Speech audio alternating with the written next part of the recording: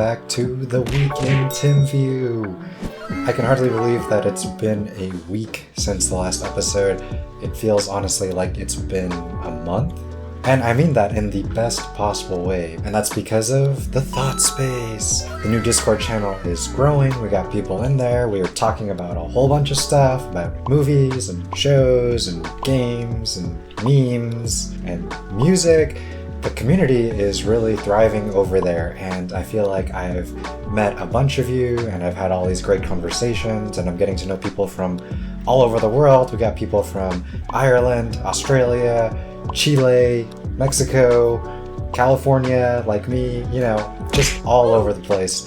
So, come on in, join. The link will be in the description below, but I'll talk about that some more in a little bit. For now, let's head to the features of this week. First up is this channel called NASS, N-A-S-S, and it's this pretty awesome channel where they use AI image upscaling techniques to take really old footage, like late 19th century to mid 20th century, and they colorize it and fix it up, interpolate the frames, make it 60 FPS, and you can just take this stroll into yesteryear and just see what the whole world looked like back then. London, France, United States, just a whole bunch of places and people that are from a bygone, long gone era. And it's this really cool channel where they're using technology to really bring back the scenes of yesteryear and make them sort of more palatable to the modern viewer. But yeah, really neat channel. Sometimes it's nice just to go check it out and just see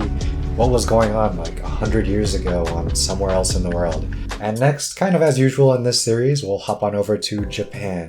And keeping with the theme of yesteryear, we head north to Ginzan Onsen. And this is a very special town in northern Japan where all of the architecture is preserved from the original construction of the town, dating all the way back to 1456. It is just incredibly, amazingly beautiful, with the light snow falling, draping all of the old architecture in this beautiful blanket of snow, and the steam from the onsen waters coming up. All of the original mining and buildings were created with hand tools because this was back in the 15th century. They get roughly 700 centimeters or 22 feet of snow per year. And this place just feels unlike anywhere else basically.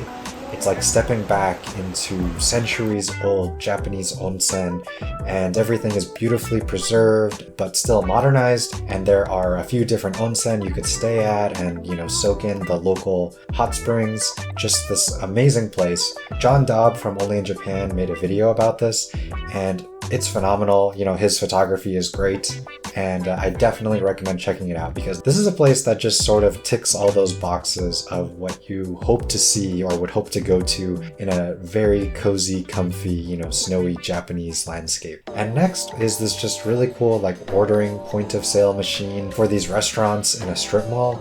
Look at this thing. It has a nicely laid out, fully color, automated touchscreen menu with pictures of exactly what you're gonna get, and all the prices are laid out, and it's multilingual. You can change it to Japanese and English.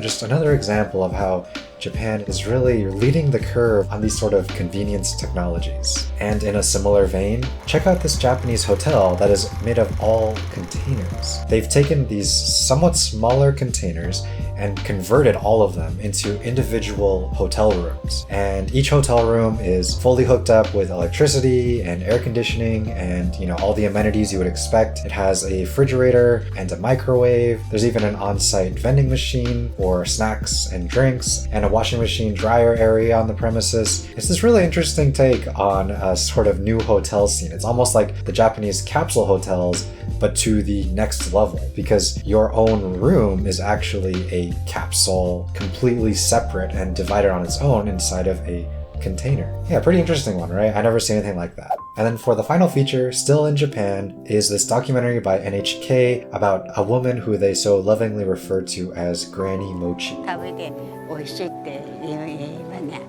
それが励みになってまた作ることできるんですね。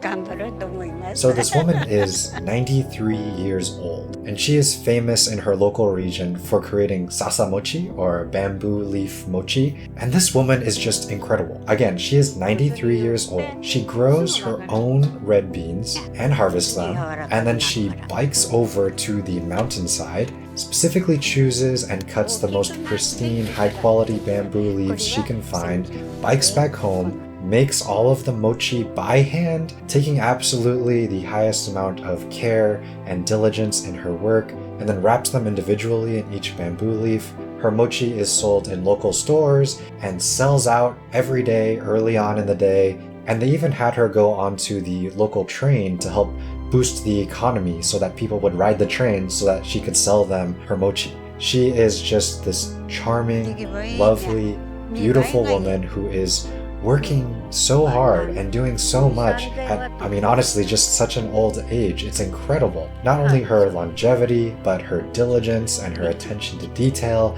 and just all of the work that she puts in, and the love and care and attention. Everybody from all around flocks to where she is just to buy it, just to have a taste of this mochi that is supposedly unlike anybody else's. And so there are two different documentaries. There's a shorter 15-minute one and a longer 50-minute one, which I watched. And I would just totally, absolutely recommend watching this. They're both on YouTube, and the story is just so amazingly inspiring. Like, wow, if a 93-year-old woman can just be so dedicated to her craft and make something that brings joy to so many people's lives, then it's almost like, what's stopping me from doing anything that, I set my mind to? And the documentary is full of her wisdom. They interview her, they get to know her, they ask her, life lessons and advice. And it's just this fascinating, amazing story about just a truly incredible, phenomenal woman. And I think all of us could really learn a lot from her. So definitely check that out if you're just looking for something to watch. It's on YouTube, it's free, so check it out. もう一個で涙流されるということは、これできれば一生続けようかなと思ったのね。And then finally, the last thing I wanted to mention again is the Discord, the thought space. This has been already just not even a week in, an incredible ride. For so long, being just a small-time YouTuber, it's really kind of felt like every time I publish a video, I'm kind of like way out on a branch somewhere, and I'm like, hello, is anybody out there listening? And, maybe every once in a while a bird will come by and say hi. But for the most part, it kind of feels like I was just sort of drifting alone out there, hoping for somebody to hear me. And now, after opening the Discord, people come and they chat and they talk, and it's been so amazing getting to know people and to really feel that support of the community around. And now, I'm still way out there on that branch, but it feels like I'm being supported by all these people around me. And so, if you're one of those people that are in the Discord right now, you know who you are. I just want to say thank you so much for coming around, and I really appreciate your support. And hey, if you haven't come to the Discord, or you came and you left, come on back, come join us, come join in the conversation. We have tons of different topics now. We talk about a bunch of different stuff. You never really know what you're gonna get. I've told a bunch of different stories and anecdotes from my life, and it's been amazing getting to know people from literally all around the world. So come on in, join the thought space. Let us know what you're thinking, come find out what we're thinking, and help grow this community, help grow this channel, because you guys, you are the lifeblood of Tim Thoughts, really. None of it is possible without you guys, and opening this Discord has been just an incredible experience that has brought so many unexpectedly awesome things into my life. And I'm just so glad that it exists now and it's up and you can come and you can chat and we can all talk. We have so much stuff there. The other day I just live blogged myself making Korean barbecue. You get sneak peeks behind the scenes of stuff that's been going on. Check out my green onion flower that's been growing unexpectedly. I mean, I didn't know green onions grew flowers, but it makes sense when you think about it. We got memes, we got tons of fresh memes. So come on by, come check it out. It's a great place, great space. People there are awesome. And talking with them, talking with you all has been an absolutely amazing experience, and I wouldn't trade it for anything. Honestly, the Discord has grown beyond my wildest expectations. I mean, I know that it's not a lot compared to other people, but to be honest, I seriously expected like nobody would join at all. And here we are with a bunch of people, and we've had tons of conversations from all over the world. It's this awesome thing. So come on and join in. Links in the description, check it out, and we'd be happy to have you. But with all that being said, as always, thank you so much for watching. I really appreciate you guys, and I'll see you all in the next one.